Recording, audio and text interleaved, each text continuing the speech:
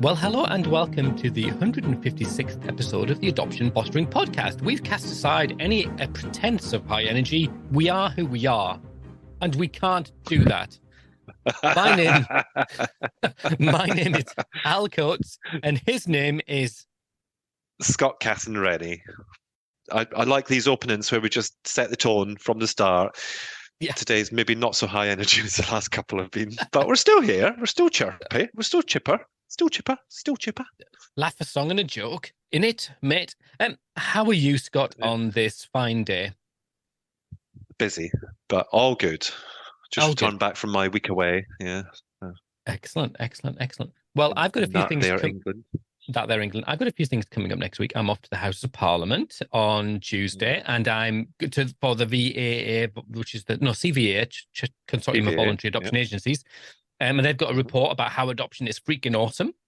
And then on Thursday night, I'm going to well, that's what it is. It's, I maybe do a live from there. I'll do a live from Parliament. And then I'm going to go to a book opening because I'm in London. So there's a book opening for Square Pegs about school refusers. And I thought that'd be really interesting. But I'll not touch the champagne, and I'll just stick to the canapes because we know how that all ends, don't we? Yeah, we know. Oh, please, yeah. You need a stretcher to get you home if you start on that. A chaperone and a stretcher. Yeah.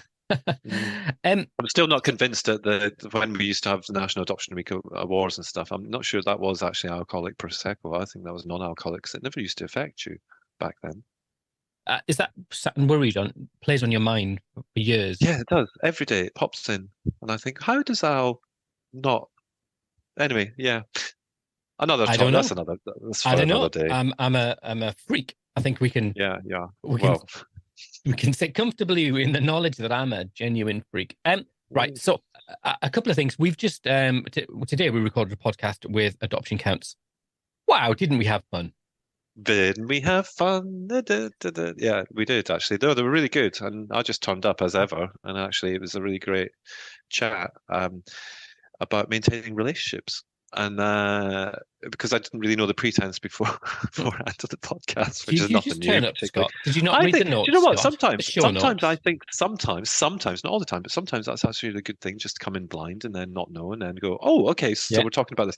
And then, and my ideas flow better if I deal with it like that, believe it or not. Yeah. And my question. And so writing the show notes, clearly the hours of research and thought that goes into the show notes that you then choose not to look at. Thank you, Scott. Crack on, because you then translate them into, the show notes for the podcast. So, I mean, let's face it, I'm the talent.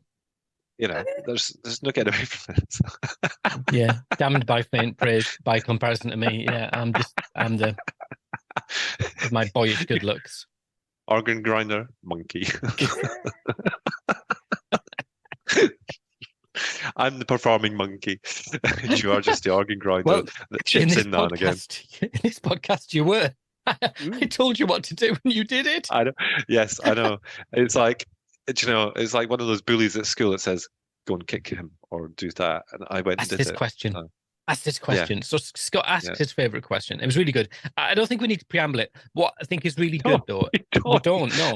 But what is really good, it's really good to hear from practitioners. And that's where we often will get like a head of a service or an academic practitioners. Yeah. So it was really tangible. We do this. This is why we do it. So I think it's a really good interview. It stands alone. And they were great. They were great. Great laugh as well. Yeah. Vicky and Claire from Adoption Counts, 2 social workers, family finds, that kind of thing.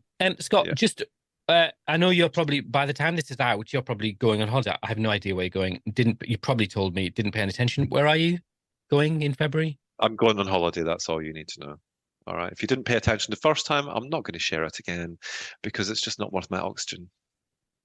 Clacton. That's Butlins. Yeah. Butlins. Yes, in February. Yeah. Of course I'm going to Clacton, Butlins in February. I'm not even sure there is a Butlins in Clacton anymore, to be fair. It's more likely to be up further north. Pontins. Anyway, we're slightly off point. So you're away. So we're putting. So we don't. There might be some current news. The thing that I think is interesting, and you highlighted this to me, and I was a bit like, what? So I did, didn't I? Yeah. So this is about the all-party parliamentary groups. It's back in the news again. It is. I made it a thing. Yeah, you did make it a thing. And then someone who was in charge of the Twitter account sort of tweeted it out and said, well, hang on. If we've got the APPG on adoption and permanence, if the Secretariat are paying for that, is there any, do we need to know if that was money given to people to run that, to kind of influence policy? Yes. But I'm not saying there's anything wrong with that. I'm just saying, do we need to know? Do we need transparency when you've got an organisation like Home for Good and Adoption UK who are clearly pro-adoption in a context where lots of other people are saying, we need to think about that. I don't know. Well, I mean, I've got to reply to an email, but we've got a proposed date for the new CEO of Adoption UK. Maybe that's something that we can ask her. Have we got an email? Yeah, we got an email. Yeah, it came in yesterday, but I was travelling, so I couldn't reply to it. And what's interesting, the APPG thing, the APPG thing has been brought up by some very notable kind of people, hasn't it? One of them's a Lord.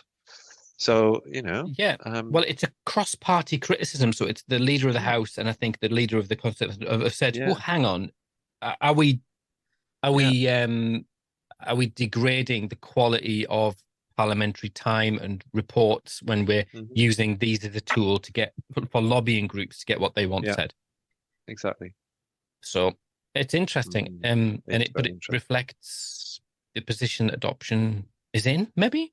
I mean, general politics, but adoption. But we'll find out. Bear in mind, it's not the APPGs aren't just adoption. There's lots of different topics under there, so it's not just it's not just related to adoption. But for us, it is obviously because that's what we're interested in. Yeah, but this one it means because the Secretariat of that APPG on adoption permits were Home for Good and Adoption UK. I don't think there's anything particularly nefarious about that. But the transparency, did they pay for that? Did they pay the salaries, or did they contribute to, or did they just pay the admin? If they just paid the admin, then that, in this context, I think, regardless, that maybe this is the moment where they tell us what they did, so that they can disassociate themselves from some of these more unscrupulous ones. Where unscrupulous ones, yeah.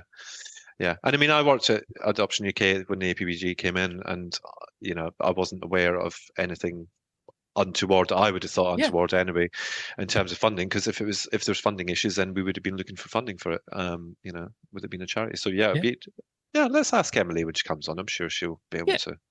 Because then it's the opportunity to maybe distinguish yourself away from the corrupt ones that have got like a sniff of corruption. So do it. Either way, transparency. Did you pay for it? And if did you just pay for the pencils? Fine. Someone's got to pay for the pencils. For time. Yeah, exactly. Or was it, foie gras and and Bollinger at half time? I don't know. You never get mind the Bollinger.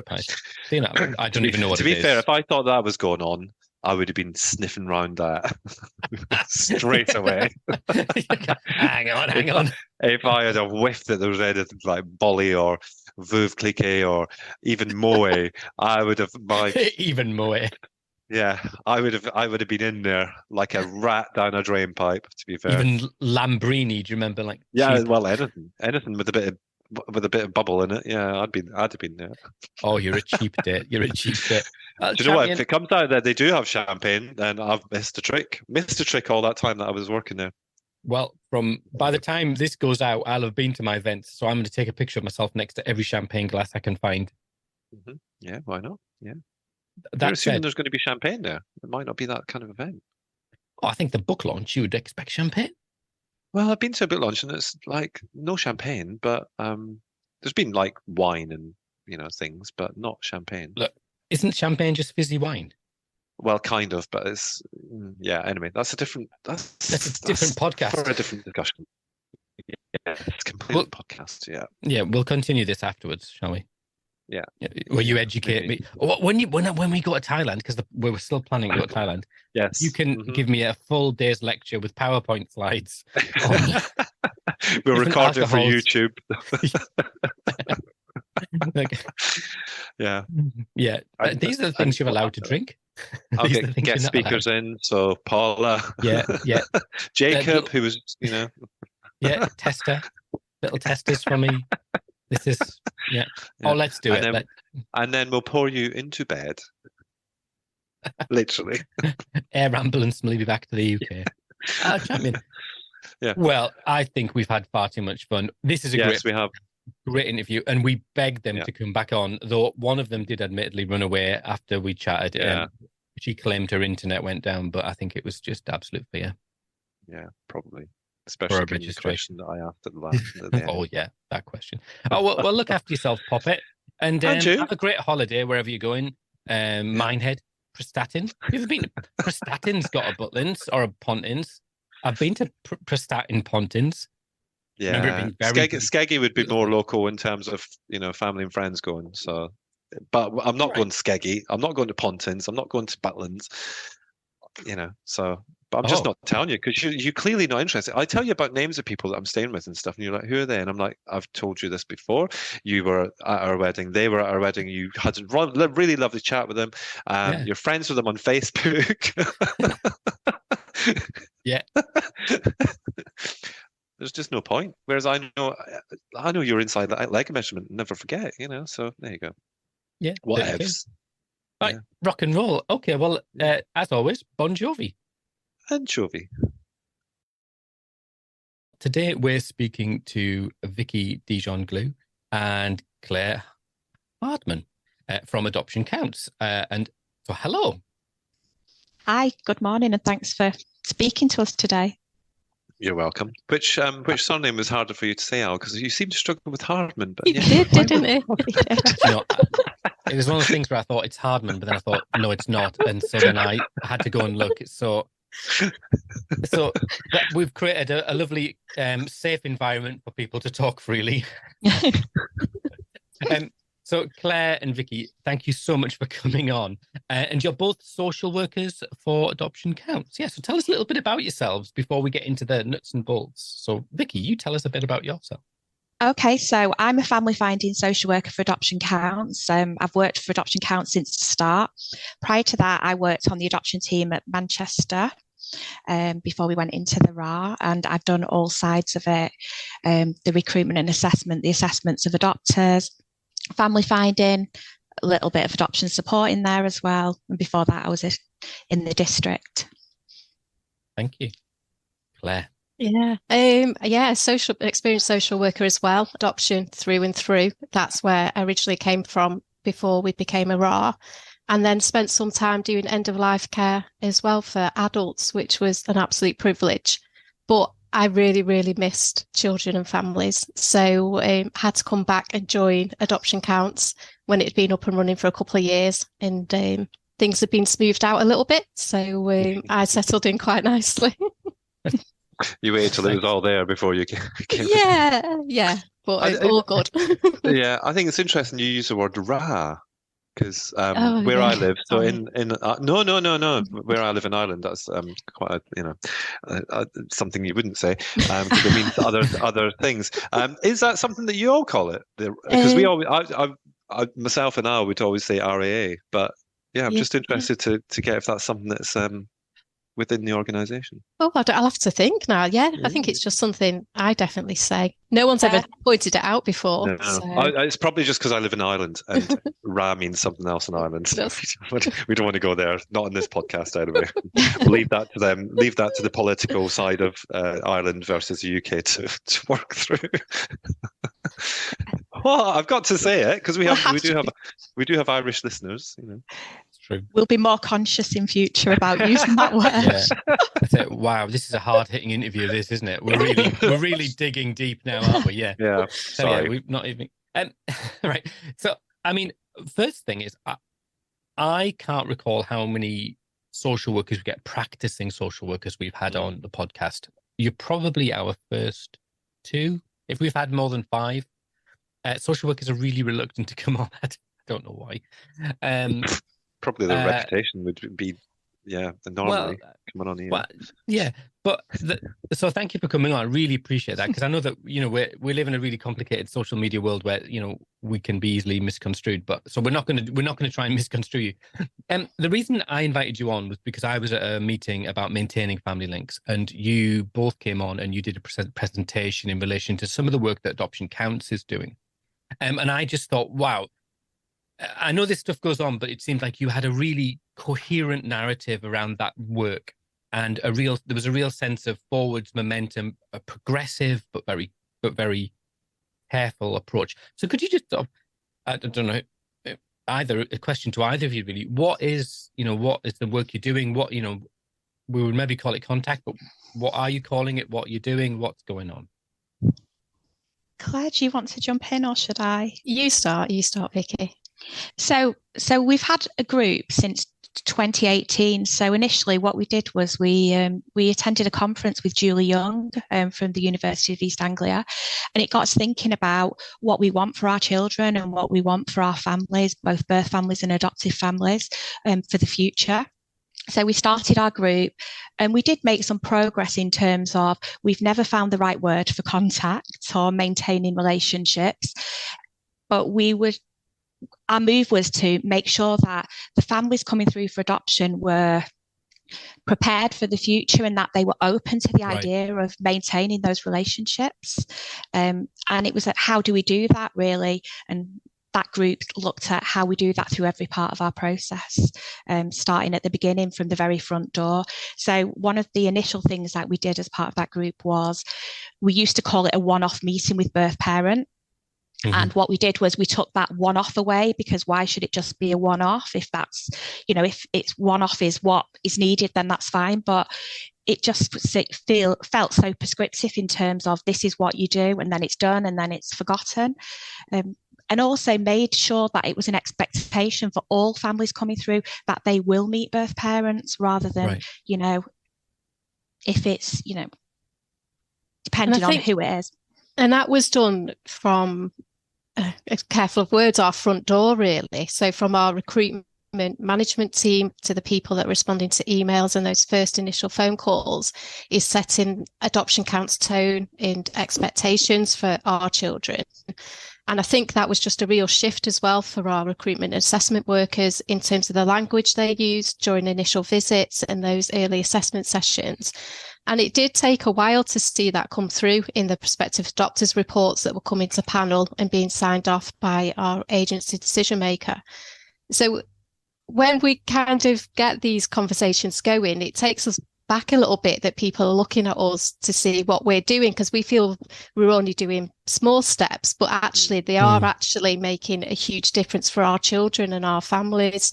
We're still learning, as Vicky said, we've got a long way to go, and we do welcome people's feedback and input. But yeah, I think having the group set up the way it was arranged was we had our head of service at the time, Sue, and now Gail Spray, write down to ourselves as family finders and across the board. So it's all parts of Adoption Counts are involved in this. It isn't a standalone practice just for family finders because we're matching.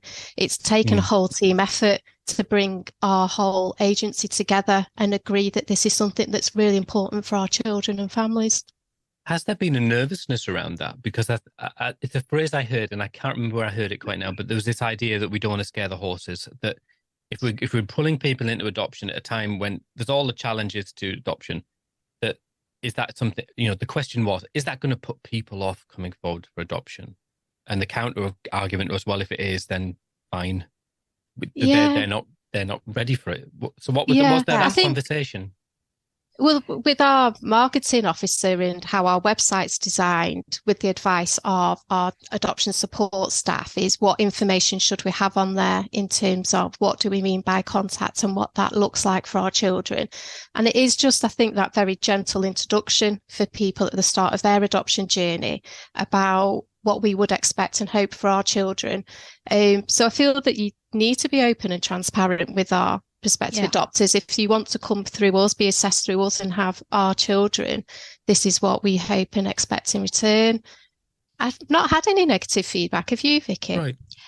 No, I haven't had negative feedback. I think, some people raise concerns, and sometimes it's the social workers because it's been done in a certain way for so long, that, they've learned from somebody else. And I think it's just about challenging those ideas and giving people the time to think about what it actually means. What does contact mean, or what does that relationship mean? And helping them really to think that through about why they're scared of it, maybe, or, nervous, maybe is a better word. I mean, I was going to ask about that in terms of thinking back to 16, 17 years ago when I first approached an adoption agency, and it wasn't really talked about until you were on the prep course. This potential that you may have to meet the birth parents, you may not. The contact was kind of very binary in terms of what it meant. So, I mean, I'm thinking, what if I'd heard that from the front door, would that put me off? Probably not, but it must put a lot of people off. And secondly, how do you kind of share some of the positives and negatives without, again, putting people off? I mean, what is the message? And I mean, I know we can go on your website and have a look at that, but if you're sitting in a prep group, say as an example, do you have someone come in who's experienced what we call direct contact? I use my fingers in the air when I'm saying that, but you know what I'm saying. It's just so people can define it. I mean, is that something that you do? Do you have a birth parent come in? Do you have a adopted parent? Do you have a child? We do. Yeah. So even just our open events, we do normally have our recruitment manager leading in those, but a family finder will also attend, or a recruitment worker. So that first point of call with Adoption Counts, you do get a flavour of the work that we're doing. But then our preparation groups as well, family finders, guest speakers, as well as our foster carers, our adopters. We try and have that in person rather than video, because it does hit home harder when we have that. So we do all appreciate that's gone back to being in person. Have you had any birth families talk, Vicky, at your prep training? We haven't had any birth families talk. I think no, we haven't. I think what we did, that video as part of our group, we did a video which looked at the perspective from all different sides, and actually had families there talking about the contact between them, which obviously it's not as good as it being in person, but it's often hard to get people to do that because people have busy lives, don't they? Yeah. But we are open about the expectation. Yeah. I always wonder, and I don't know where I'd heard this articulated. Again, I hear lots of things and just don't pay attention to where I am. Just pick stuff out there that you've heard and just try and put it into this little theme. Absolutely. Honestly, if you could be in my head for 3 minutes. So I often wonder whether the hypothetical, that's a good idea in a preparation, how does that then translate into the reality? Because sometimes I think that the reality is that then you've got children, you've got a story, and sometimes that story the story is tragic, regardless of why a child has to come to adoption. It's tragic and gruesome at times. Does that then create a different conversation, or do people become more or less reluctant to engage with those meetings with family? I think each little one needs that time. As a family finder, because we get involved so early in our children's journey, during the court proceedings, we get to know them and the foster family really well, know their needs, know the birth family via the social worker. So we do have a really good insight into their understanding and what we feel they need moving forward for themselves. And it is unique to each child's circumstances. We don't have a one size fits all. We need to look at what's realistic for them, but also taking into account the birth family's situation, what support they need, what support will they have ongoing, and also the adopter's expectations, what's their thought process being from the beginning from their journey, what have they learned and developed and understood. And it's drawing all these different aspects together with the child social worker, the local authority, to hopefully bring up and draw a plan that meets that child's needs. So I do think each one takes a lot of time and consideration, a lot of discussion, a lot of reflecting. We have adoption psychology and adoption support that we can go to for consultations to look at and unpick certain elements that might need further thinking. But ultimately, we know that things change and need reviewing. As an agency, I hope Gail doesn't mind. I think it's quite clear we don't have the support in place post-adoption for workers to support direct contact. We need an element of those families coming together, working together for their child.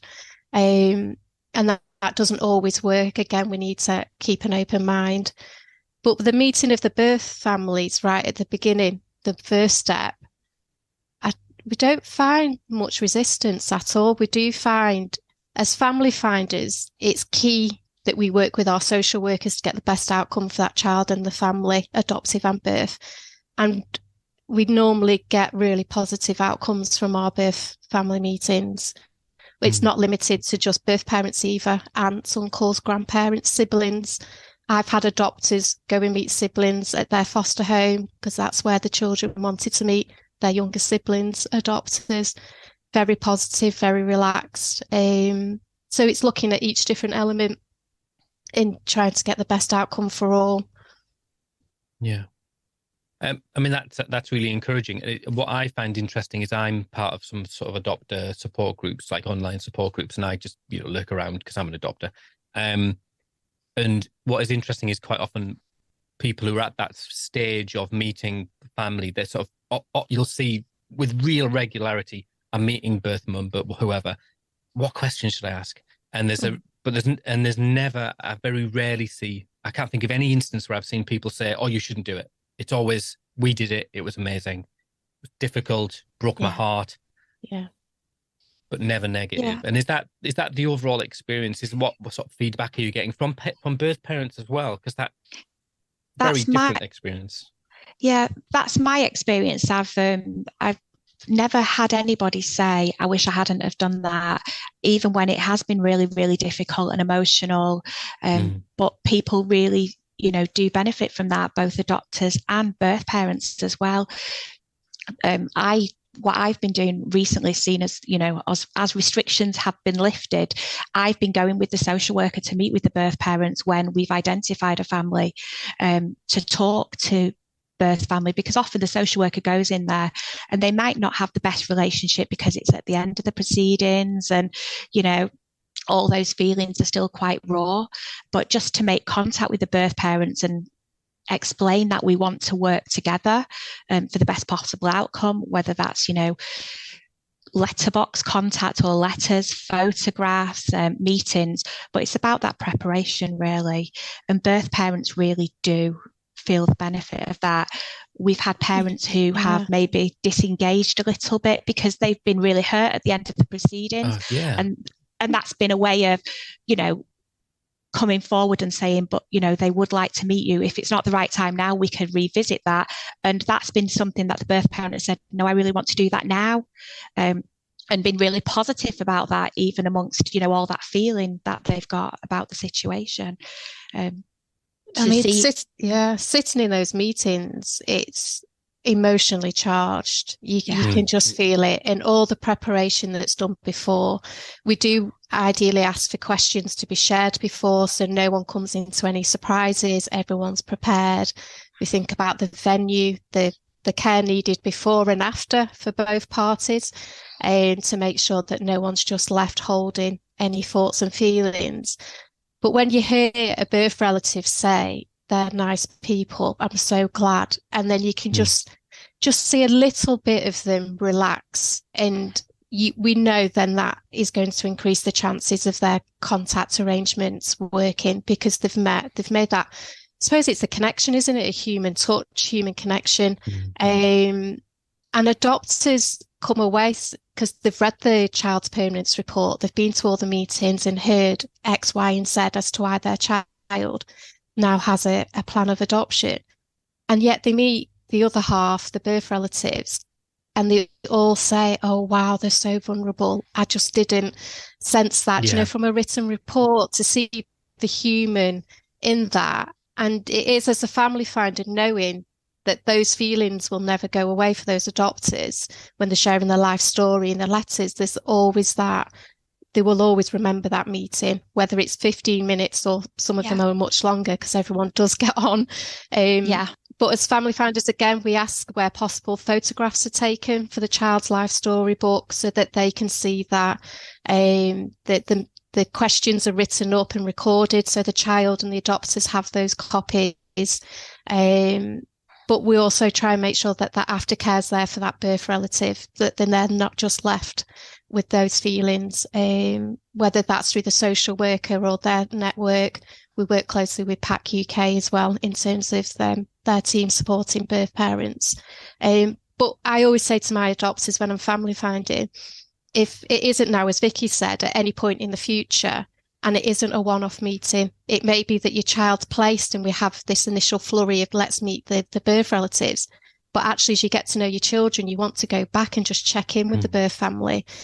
Yeah. And just recently we had a fun day. It was only at the weekend, and she's now a manager in our service, was saying, oh, she had approved and matched a family good 5-6 years ago. So they're still little primary school children, and they came to our fun day. And she said, oh, I had to just meet mum. We've just had to do direct contact. And they'd only had letterbox going for a couple of years from placement. And this adopter's just grown with this need of why not? Do you know, it's the best for her and her children. It was the best outcome at this time. So it's just really positive to hear that adopters are starting to be more open and thinking of their child long term and how best and why not embrace the wider birth family in some way. I mean, as a family, we were sadly never lucky enough to meet birth parents on 2 different families as well, by the way. And it's just a coincidence that that never happened for various reasons. But what I find interesting is my older 2 are now adults, and we've met their sister and brother. They're like, there's more than just that, but we've met the older sister and brother who they were with before the kind of care proceedings, and you know they went. And what struck me about meeting them was just how much of an extension of our family they were, because we've got the photographs, because we've got the stories, because they're in the life story, because they're in well, gratefully they're threaded through their lives when they were placed with us, and we did feel a certain level of responsibility for them when we were meeting them. Is that something that you're finding as well, that there's that kind of extension of family that you know, it's maybe not the most ideal family to have, but actually there is a connection there, and it's something that drives forward that need to keep in contact, to keep in touch, to share, to, you know, safely as possible. Is that something that you're finding as well? I think we're finding it more and more. And I think that's because the preparation is done right at the start about how important, you know, families are really. And people are more open to it. They're doing, you know, a lot more research, talking to other people and seeing that actually this is quite a normal thing to do. And why wouldn't you really? You know, when children are placed for adoption, they suffer so many losses, and if you can minimize the number of people they lose, especially, you know, sibling relationships are so important. But at the minute I'm working with a family, and we are looking at direct contact in the future with birth parents, and these adopters turned around and sort of said they're their family. You know, if anything happened to us, hopefully, you know, they would be able to have some role in supporting the children in the future, and they want that relationship with the birth families. And I think the same applies to foster carers as well. Now we're doing the 3-stage of introductions, that we're maintaining that link with the foster carers, and the feedback I'm receiving from both adopters and foster carers is, I can't believe in the past we would sort of say to foster carers, no, do you know, let the child settle, we'll review in 3 months, 6 months if, do you know, a visit. And they're all coming back to us with the foster carers, where they have to place children for adoption time and time again, their sense of loss and grief is managed, that they know that those children aren't just disappearing into abyss, that they've built that relationship with the adoptive family. And the adopters are really welcoming that connection where, for example, if birth parents are not able to engage at the time and the little one's being placed right from hospital, and some people are saying they're almost like extended grandparents or aunts and uncles.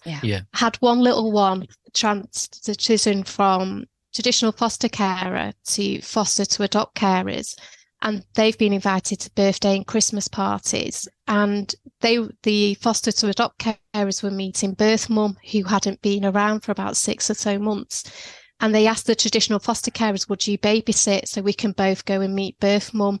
I mean, that for the child, you know, that continuity, no introduction of new people into her life at the time. Yeah. And both adopters then got to meet birth mum. It was a win-win for everyone, but ultimately the child, that we've been able to maintain that relationship.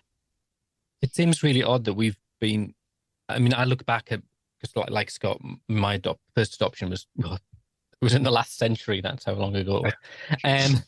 And the messaging was totally different. And it was very much this idea of, you know, you make a psychological break, an emotional, physical break, and you move on. And just at any expense, don't, you know, remind the child of what happened. You just go, but that's not how we wired, and it's not how children live. And I reflect on in normal families, you know, children go and visit their auntie and then they don't want to come home and they cry. And we wouldn't even think about, oh my goodness, we must never see our auntie again. You just go, well, she likes her auntie and she didn't want to come home because she was having fun, or a grandparent. And so it seems like it seems like we're normalizing a lot of those relationships, and just that children can hold these contexts as normal. Does that seem fair? I do, and Vicky, you might need to remind me where the quote came from, but it was a young person when we were setting up this working group in Adoption Counts, where he says, I have two families in my head. And there's no getting away from that, whether you're a baby or an older child. You will always know, won't you, deep down in your bones almost. And it's just giving that child that respect of, yes, you have, and this is how it works for us, whatever the arrangements are between your adoptive and your birth family. And it is just breaking down and dispelling those myths of some adopters are super honest that they've held some thoughts and judgments about birth families and why their children have come through to adoption. And I think the work that we do as family finders when we're meeting our families through the matching process, and then the work we do with the foster carers and the social workers, everyone's giving a consistent message. Everyone knows each person and any vulnerabilities, and we're as open and transparent as we can be, so that those adopters can then make the right decision for what will be their child. They can make that informed decision, but it's on the back of our experience and knowledge that we would encourage and promote that, maintaining that relationship for that child. Can I then maybe ask a counter question? Sorry, because we're sort of working on the presumption that birth families are not dangerous. Yeah. But there are, I mean, I don't know whether you could give a percentage, 20% of the birth families but there still remains a portion of birth families where actually contact is genuinely not in the best interest of children. And how do you manage that then? If you've set people up, like, we're going to do contact, and then to say, actually, not this one. How does that work? I think that's part of the journey we're on, really, is that, we're learning as we go along, because even if a family are dangerous, I'm sure that, there are ways that you could still manage contact and maintain some form of contact. Okay, maybe you're not going to meet them person to person. Maybe photographs aren't appropriate for one reason or another.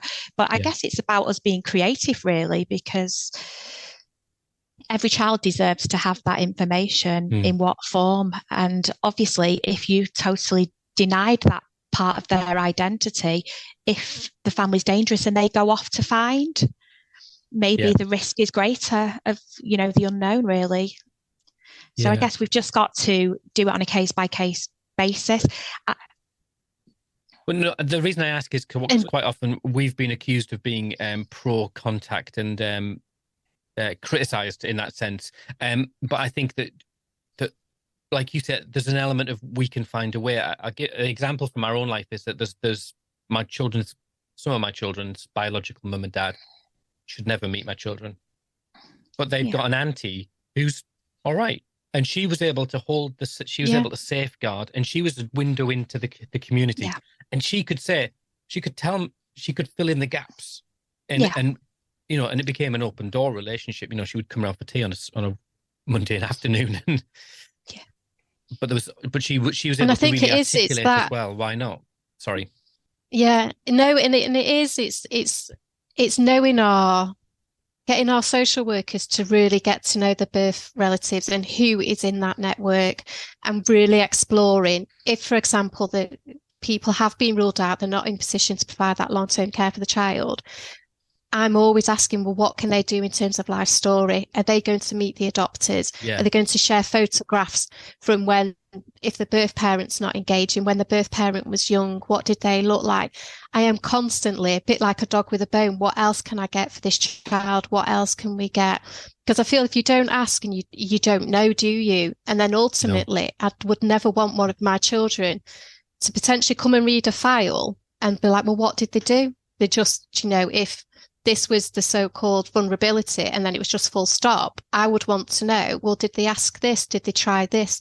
And maybe we won't get the ideal that we're all searching for and looking for, but at least the child would have a full explanation of what was tried and what our concerns were at the time.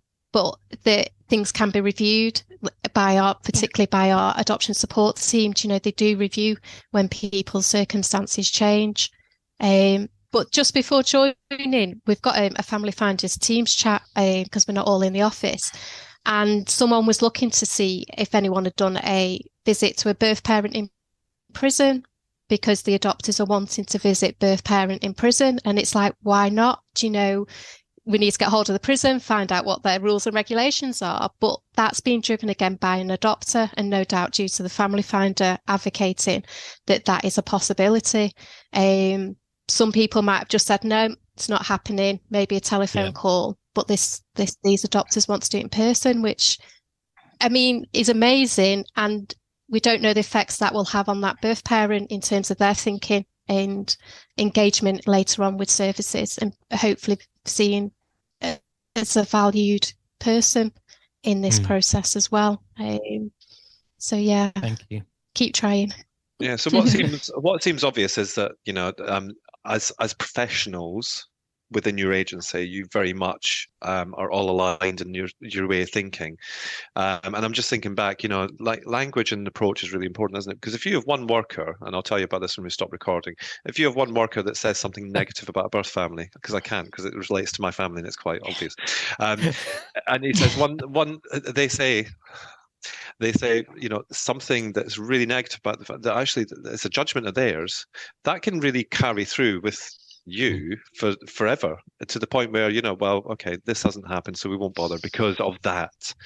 And I guess that's where the concern is within the community, and I'm talking about the adoption community, about the inconsistencies of this approach that you guys have adopted, pardon the pun, because it's not normally agency kind of wide, is it? It's normally like a couple of people who will sit there and go, well, I think they should have direct contact. And I don't think they should. Is that true to say? Do you think? It is agency wide, and I think as family finders, one of the things we do quite early on is we give a lot of advice on writing CPRs, the child permanence reports, and we know that as the relationship between the social worker and the birth parents develops, sometimes it might be really good, other times it might be really difficult. And I'm always advising people right at the very start to say, write all that positive stuff down, because when things get a little bit difficult, you might forget that, and it needs to be in that report, because the children are going to read that about their families when later on, so they need to know that the positives are there. But also adopters read those reports and they form their judgments on birth families based on those reports.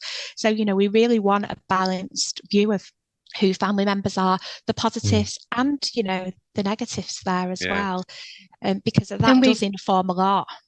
And we do life appreciation days in various forms. So it might be one whole day where the adoptive family get to meet all the team around the child, the health visitor, the school teachers, the nursery workers, independent reviewing officers. And we try in those meetings, obviously, as much information on the child as is humanly possible, but also to try and bring the birth relatives alive. And I often say, can you choose 3 words to describe the birth parents, the birth siblings? And more often than not, people can think of 3 nice and kind things to say about someone else. And then again, that's documented for the adoptive family to keep, for the child to keep, and know that there may be a lot of concerns. There were for the judge to make that decision, but deep down, you know, there is some positives to be said. And that might be enough for some children. They may then need more. And that's where our adoption support team are kept very busy in promoting that later in life. And in terms of life appreciation days as well, you know, we do try to invite workers who say, if, you know, the family, maybe birth parent is maybe a care leaver or as a, you know, a young person worker, we'll get consent from parents, obviously, to invite them, but we try to invite them along, especially, you know, when they've got that really good relationship, supportive relationship, because they can often give us a better picture of who the parents really are, really. Yeah. I'm conscious that obviously this is a, well, it's not in its infancy, but it's kind of, it's something that's relatively contemporary. You will have families who adopted, you know, 5, 6, 7, 10 plus years ago, who were thinking, oh, we want to reignite some sort of contact, or we come out of a different sort of paradigm of way of thinking, and we've been stuck in letterbox hell, which we will not draw you onto the rocks of letterbox, because I think, you know, that's a whole thing. But are you in a position to sort of reignite the flames or find the embers of something that maybe died 6 years ago? Are you doing that for your families? Yeah, I think there is one example. Kerry, who is one of the Manchester letterbox workers, I think spent a year, just a little over a year. Adoptive family came forward and said they would like a possibility to meet mum again and build on that relationship. And it did take a year for that piece of work to be done, because birth mum was in a different place and needed that support. You need time to reflect and process. But cutting a very long story short, the outcome was incredibly positive for all involved.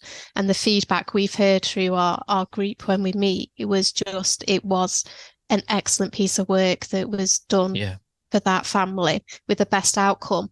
But we don't have a lot of Kerrys. It's a very small team. So that is something that our agency is very aware of, is that, and as our adopters that are coming through more recently, since maybe Adoption Counts has really honed in on this, is that the demand for letterbox is almost tripled in that respect, because adopters are engaging and birth parents are expecting it as well.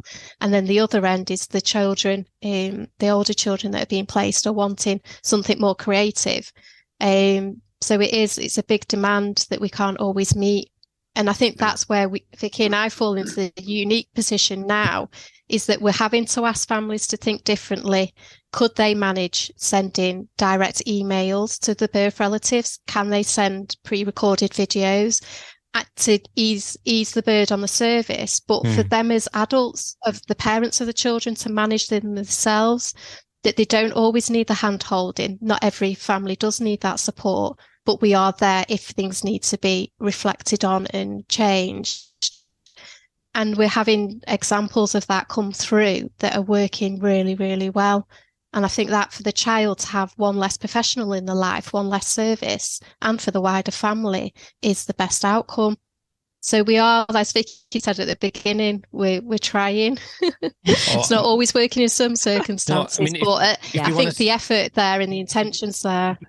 Yeah, if you want to start a fight on internet, you just start to talk about letterbox, because people. And I was just going to say, because I was just going to say it's best to be clearing this up now, that it's not every family that would go off and do their own thing with contact, is it? You know, I mean that, because otherwise there'll be letters coming in, and you know, Ofsted will probably be contacted and all that sort of stuff. So just be very clear on that you don't just let everybody go off and do their own thing. No.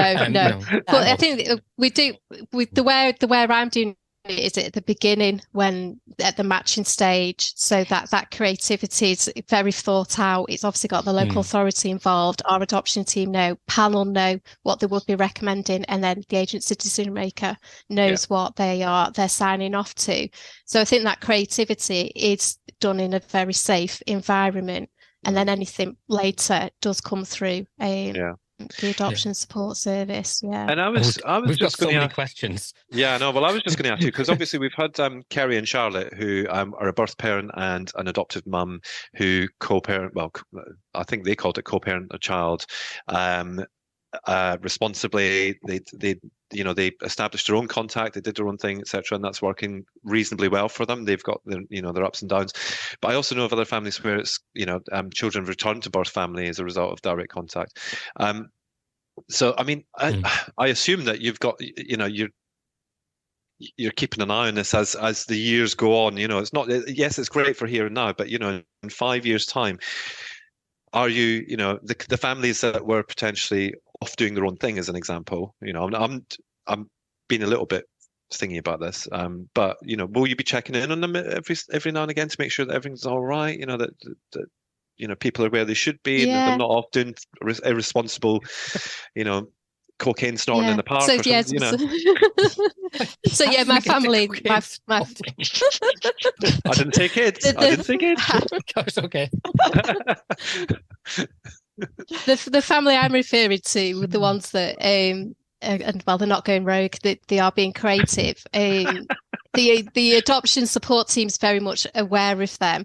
We still make that letterbox referral, so all the information, all the details are on the system. The work is allocated, and both parties, adoptive dad in this instance and the birth parents, have their named worker to come to.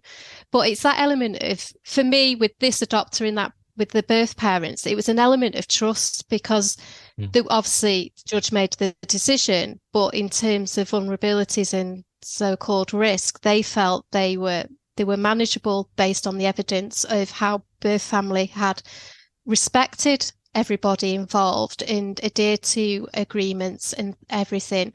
And when the adoptive dad met the birth parents, he got a lot of reassurance that this could be managed and to be done.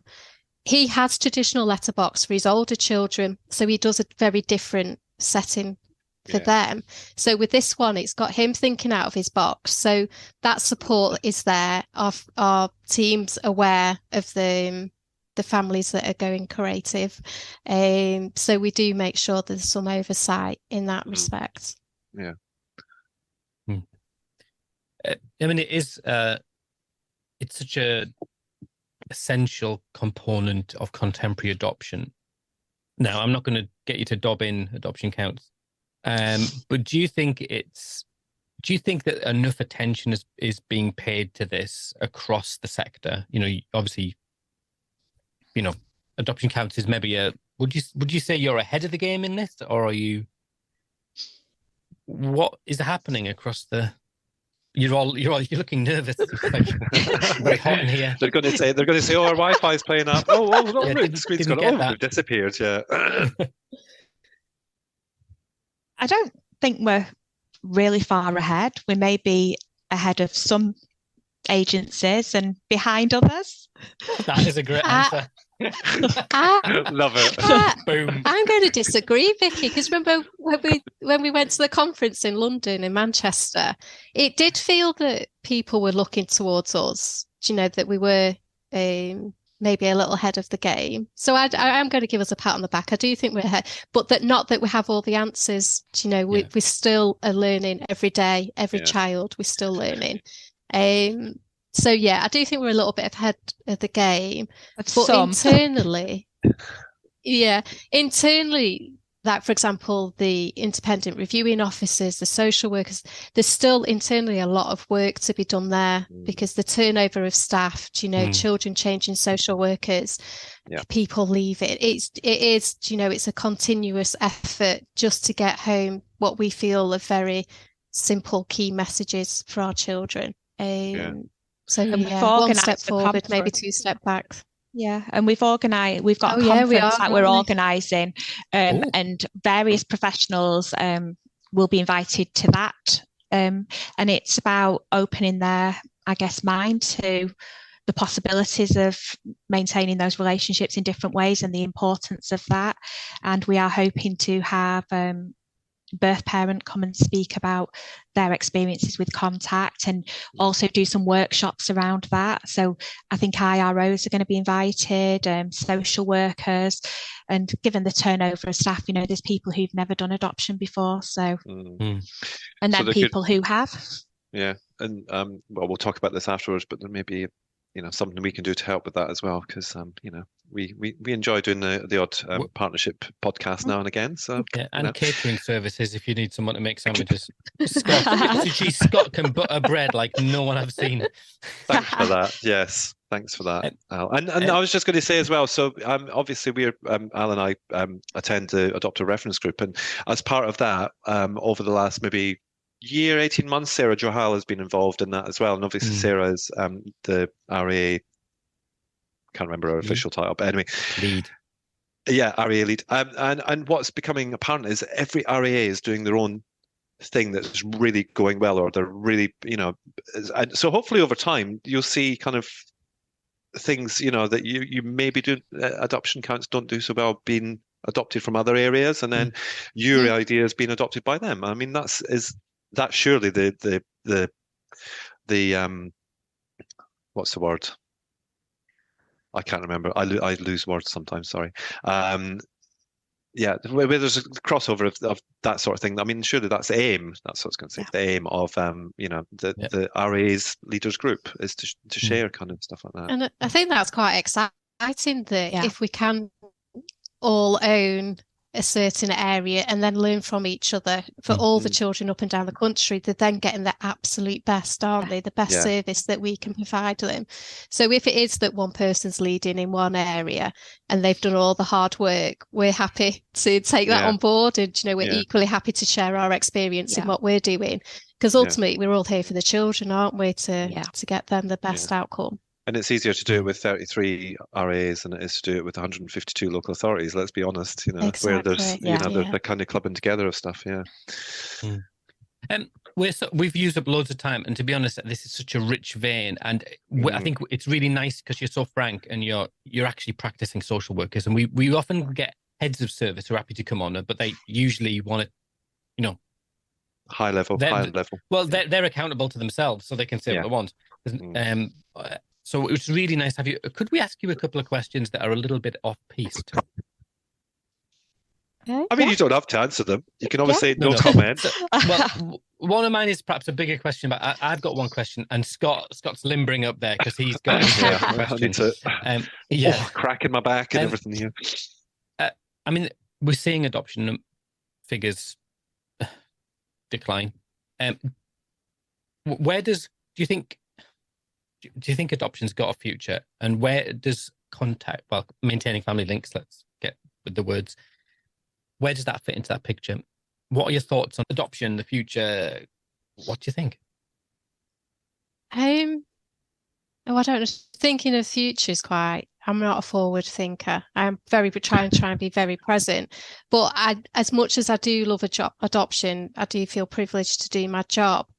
Where a child can remain within their connected network, their family, friends, and that is ultimately the best outcome for the child. If that family is then supported in what I feel our adoptive families get, that support, the top-up training and that ongoing support, if that was then provided to some connected families, they could then go on to have the best outcome for the children. I think when I've worked in long-term teams where children are in those foster placements, those family networks, it then gets difficult at a point, and I have worked with children that have had to move placement on placement on placement, and that is heartbreaking to see. And it's because they've not been supported, in which I now see some adopters being supported. I know there's adopters out there feeling that they're not being supported, but it ultimately, if it was that adoption wasn't needed because there was other better alternatives for children, so be it. That's the best thing for those children. Fully support it. But maybe because we're such a large service, we are at the moment seeing those children sadly come through. What do you think, Vicky? No, I think there's probably always going to be a need for adoptive families for some children. I do think that adoption needs to be modernised, and we find a way to work moving forward that encompasses all elements: adoption, birth parents. I do feel families should be supported more to keep children at home within their family and friends networks. But there's always going to be a need, really. I do think it's important to change. And that's what we're trying to do, so that children do have more links to their birth families if they can't remain within their birth families.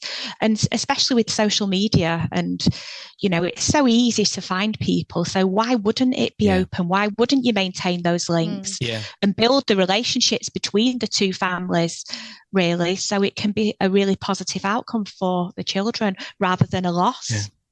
I mean, let's not be scared of it. I mean, you've articulated, I mean, this is such a rich vein. We've not even touched on that, and in normal circumstances, the whole social media and contact and all that kind of stuff. We probably will have to get you back on to talk about some other things against your will, kicking and screaming. But I know that have you, either of you, ever been involved in assessing prospective adopters?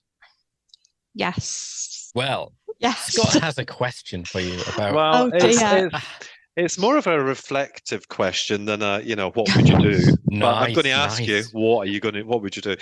So there was a podcast a couple of months ago from New Family Social about ethical non-monogamy. I was going to say non-ethical monogamy. That would have been a totally different thing. So ethical non-monogamy, meaning open relationships within partners, and then on to adopting children. And the host and the guest were both in these kinds of relationships. And what happened from that was we got contacted by Zach and his wife, who have adopted older children in America. Alison, Zach and Alison, that's it. And over there it's called, I think everywhere it's called, it depends on how you define yourself, it's polyamorous.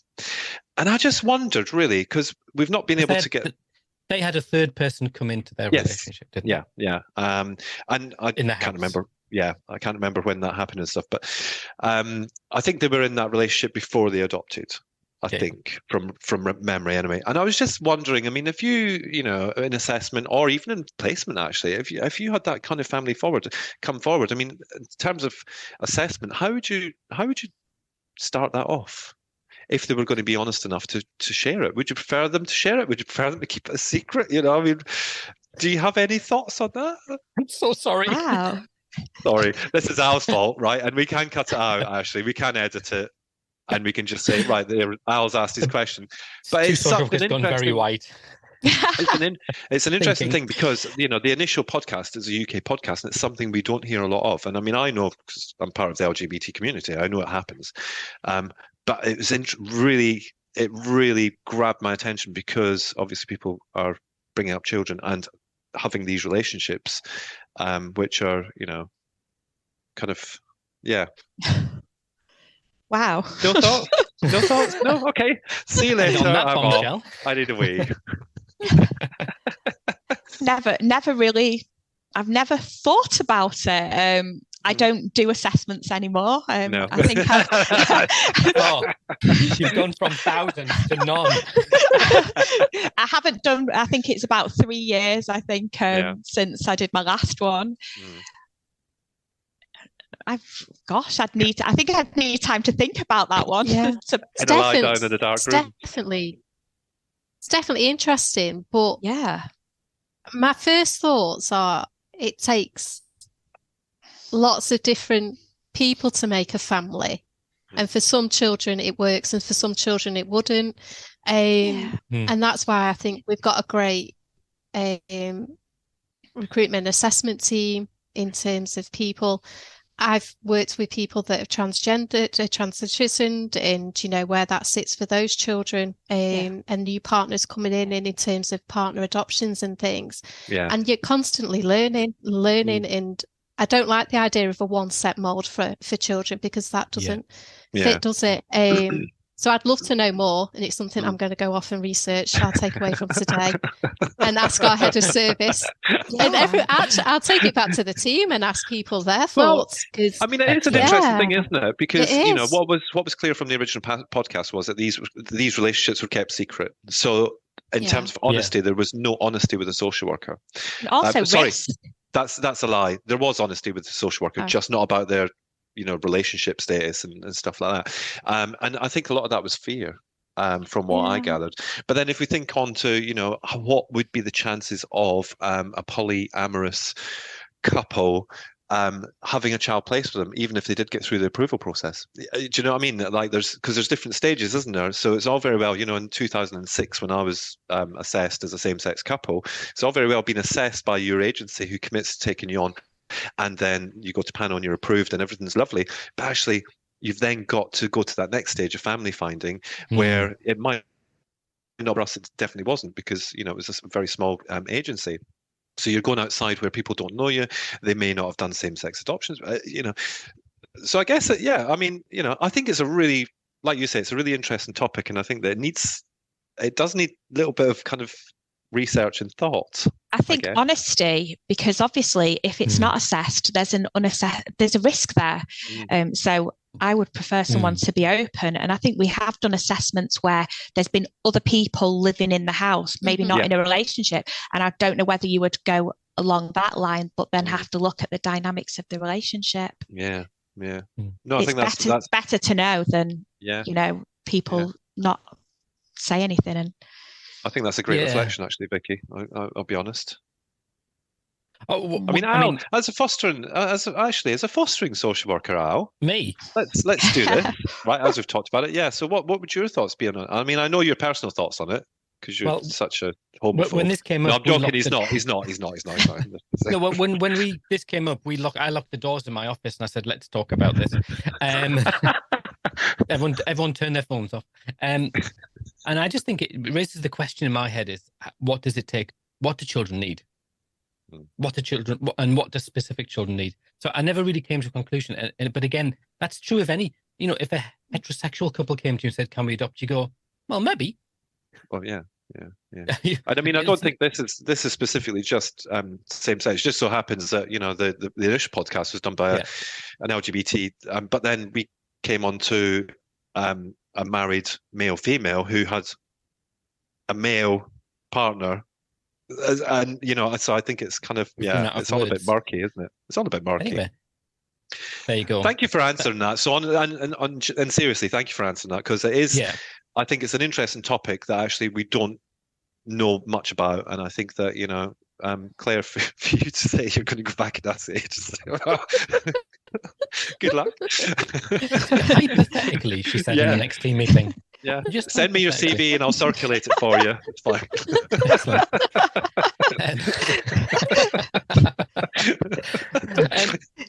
Joking.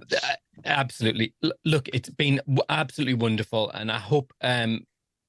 I just hope that the work that you're doing is just really it transfers beyond the borders of adoption counts, and I think that you are. It seems to me like you're really progressive and you're bearing the fruit of that, and it's been wonderful to speak to you. Would you come back on when we've got more questions about other things if your manager keeps you? Yeah. Depends on what the questions are. No surprises this time. Yeah, no surprises. Thank you so much for having us. Excellent. You're very welcome. Thank you. And when you've got the details of your conference, we will publicise that for you. And if that's open to the riffraff and the members of the public, that would be wonderful. So thank you so much for your time, and look after yourself. Thank you. Cheers. Bye. You take care. Thanks. Bye.